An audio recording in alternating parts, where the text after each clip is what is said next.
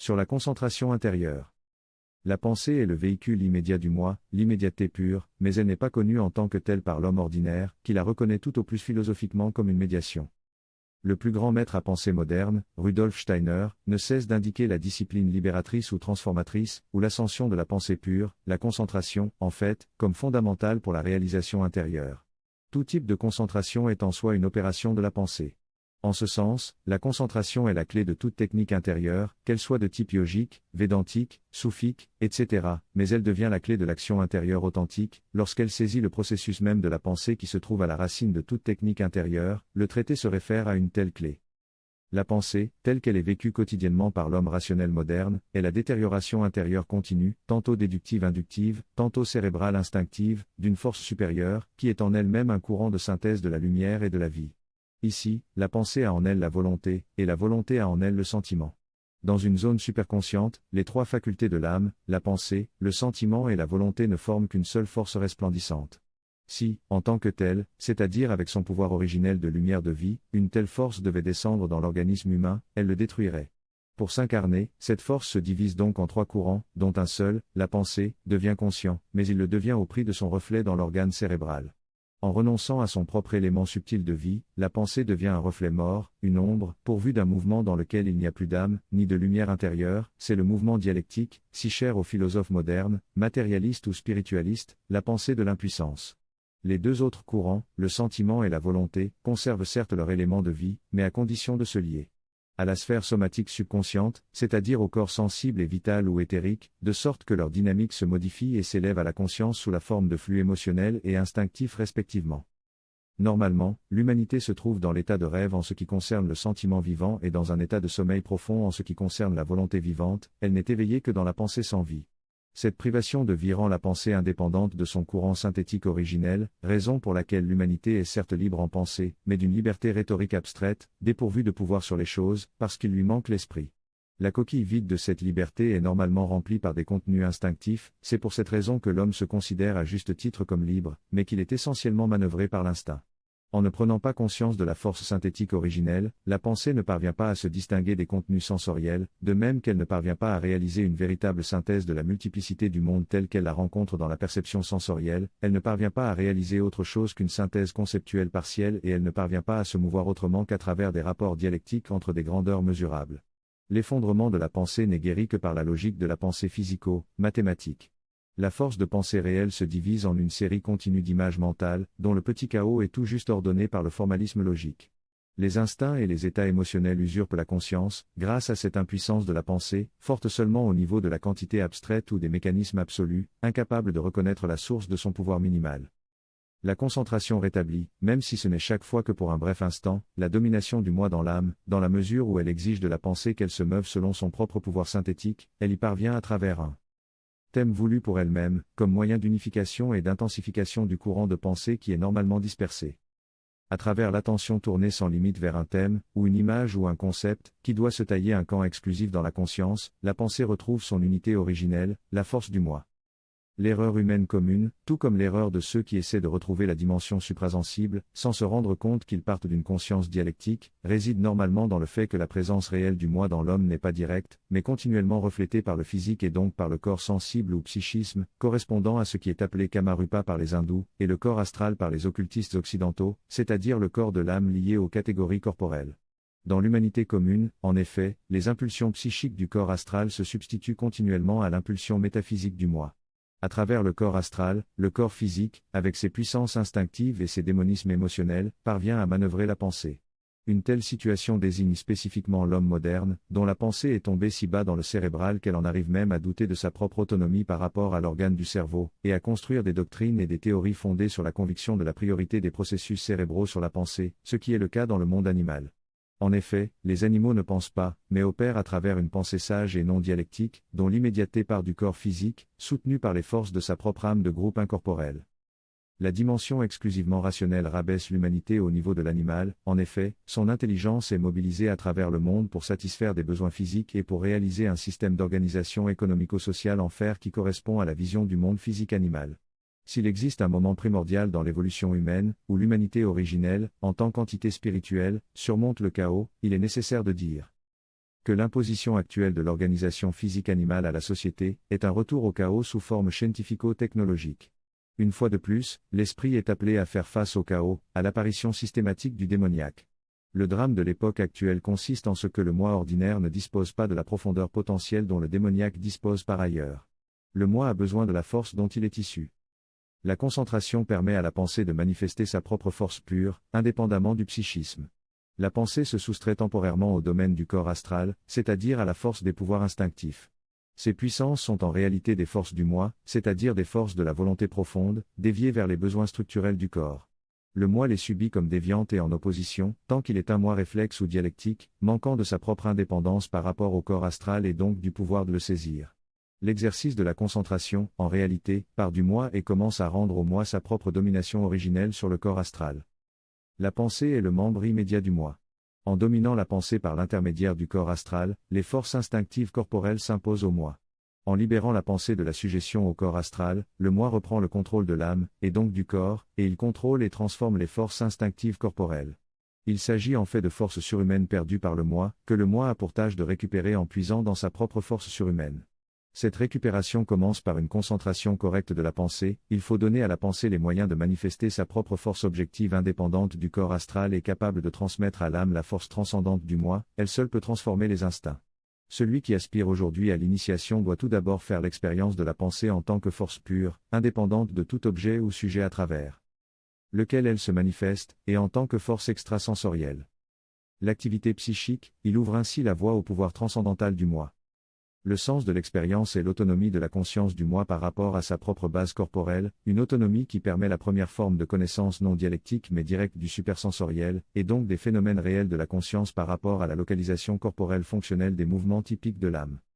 On commence ainsi à observer comment l'activité de la pensée s'exerce par l'intermédiaire de l'organe cérébral, la conscience rationnelle se manifeste dans la tête, qui est essentiellement stimulée par la perception des sens. La vie des sentiments, en revanche, a son siège dans le thorax, son support est la puissance qui s'exprime dans les rythmes de la respiration et de la circulation sanguine. Le pouvoir de la volonté a pour véhicule le dynamisme métabolique du système digestif et le mouvement des membres. De même que les trois systèmes, neurosensoriels, rythmiques et métaboliques, s'interpénètrent dans l'organisme physique, tout en ayant chacun une fonction prédominante dans son propre siège, de même les trois fonctions penser, sentir et vouloir opèrent en continuelle combinaison ou collusion, selon une réciprocité qui dépasse celle, fonctionnelle, des processus corporels. L'homme est en réalité un être triple. L'ancienne psychologie rationnelle avait intuitionné cette trinité de la vie de l'âme, mais pas sa correspondance avec les trois sièges corporels, ce qui est un apport de la science spirituelle de Rudolf Steiner. Les trois sièges, différenciés jusque dans leur structure physique, s'ils correspondent aux trois types d'activités conscientes mentionnées, se révèlent en même temps être en relation dynamique avec les quatre systèmes de l'organisation corporelle, les os, le système nerveux et le système nerveux central. Les glandes, les nerfs et le sang. Nous parlons de relations dynamiques dans la mesure où le triplement dans le siège de la tête, du thorax, du système métabolique et des membres se fait au moyen du même principe de synthèse psychosomatique qui régit les quatre systèmes corporels simultanément présents et en coopération dans chacun des trois sièges. Un système septénaire fonctionne à travers le 4 et le 3. Il s'agit d'une harmonie de base, qui n'est pas mécanique, dans la mesure où chacun de ces systèmes, s'il est examiné séparément, peut être reconnu comme fonctionnant conformément à un type de force suprasensible qui lui correspond dynamiquement. Les forces radicales de la structure physique correspondent à l'élément minéral osseux et se manifestent dans la perception sensorielle.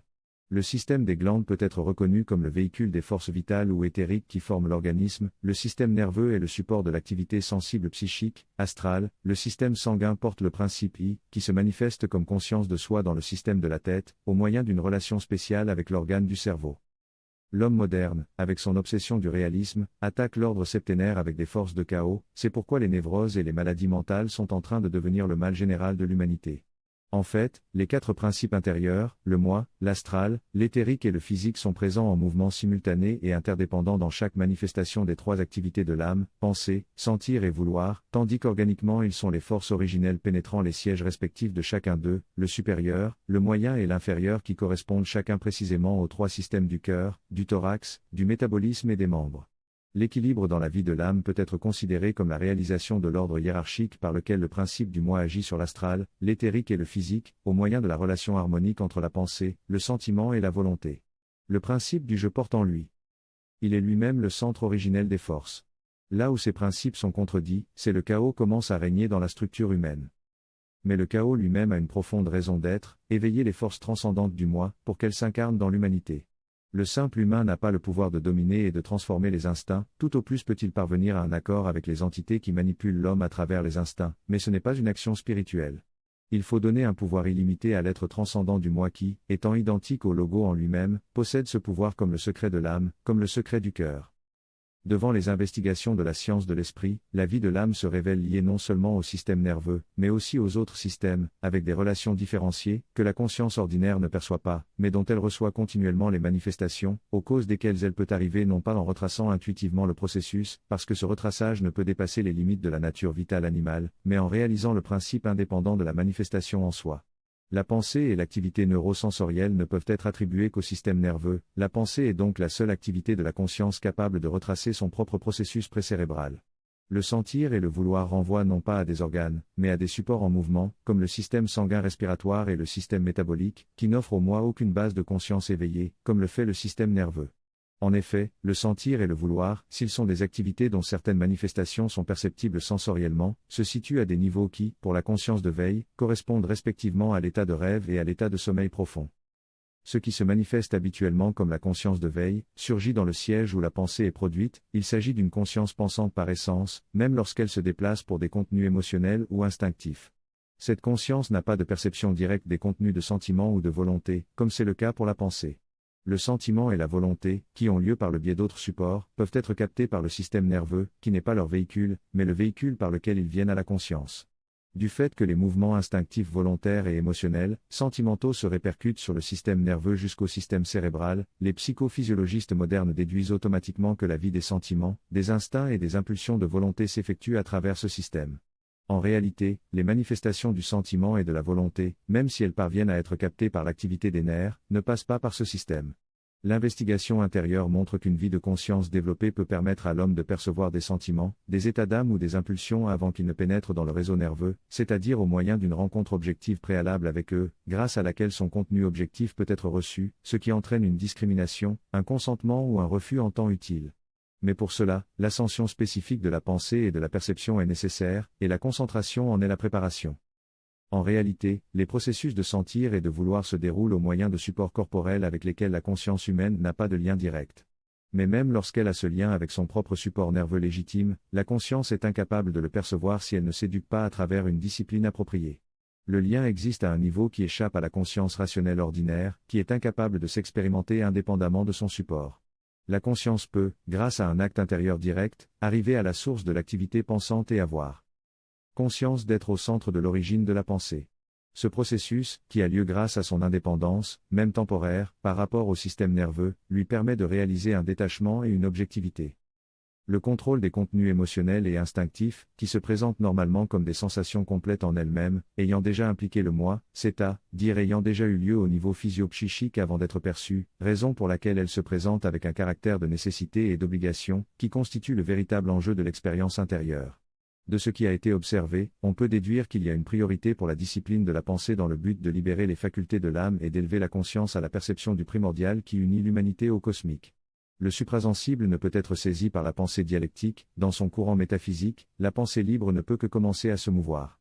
Mais la pensée ne se libère pas avec des méthodes qui appartiennent à un ancien type d'ascension, auquel le handicap de la pensée rationnelle dialectique était étranger, et qui n'avait donc pas besoin de convertir le processus dialectique. Cette conversion est vitale pour le chercheur moderne qui, au départ, n'a pas d'autre moyen à sa disposition pour entrer en contact avec la science du sacré que celui de l'intellect rationnel, donc dialectique, même si derrière cet intellect avance une âme métaphysiquement qualifiée, c'est-à-dire déjà en harmonie avec l'impulsion supérieure du moi. C'est surtout dans le cas d'une qualification intérieure réelle que la discipline doit éviter la rupture avec les forces supérieures par le biais de la pensée réflexe. En réalité, au niveau de la conscience ordinaire portant le sens du moi à partir du support corporel, les forces suprasensibles, par rapport auxquelles cette conscience est plongée dans un état de rêve et de sommeil, subissent un renversement, c'est-à-dire l'état réflexe, que seul l'état de veille peut affronter et retracer progressivement, dans la mesure où, malgré la limitation qui appartient à la condition dialectique, il se déplace en accord avec la direction supérieure du moi. Les véritables disciplines intérieures sont celles qui permettent à la pensée d'opérer, au niveau de la dialectique rationnelle, en accord avec la direction supérieure du moi. Nous nous référons au chemin de la pensée du Nouvel Âge et au type de concentration dont il est question dans les pages du traité. Un tel chemin a le pouvoir de conduire le chercheur là où cesse l'erreur de la dialectique de l'esprit, puisqu'il devient, en accord avec les maîtres invisibles, digne de connaître le sens final de l'atteinte et des disciplines, la transcendance présente dans chaque pensée qu'il ou elle pense, une transcendance qui ne peut être soumise à la logique de la pensée morte, ni même de la pensée pensante, c'est-à-dire à l'intellectualisme spiritualiste, puisqu'il s'agit du logo, dont la lumière seule peut restituer à l'âme la nature divine originelle.